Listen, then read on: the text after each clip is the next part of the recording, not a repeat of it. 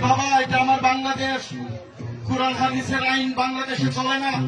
কোরআন হাদিসেও গান একেবারে নিষিদ্ধ, এমন কিছু না। এটা হচ্ছে আজকে আমাদের এই সমবেত আমরা যারা এখানে বসছি, মূলত বাংলাদেশের জারি সারি গানের ঐতিহ্য।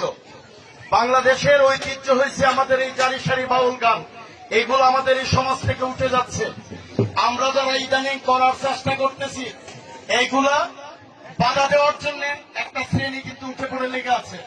যে কোনো ধরনের গান হইলেই হবে না, এগুলো দেওয়া যাবে না। আরে বাবা, এটা আমার বাংলাদেশ। কোরআন হাদিসের আইন বাংলাদেশে চলে না। কোরআন হাদিসেও গান একেবারে নিষিদ্ধ, এমন কিছু না।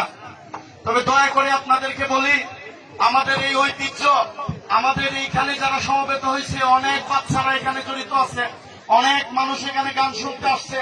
যারা আসছে এরা এখানে আজকে রাত্রে মনের খোরাকের জন্য গান শুনতে আসছে।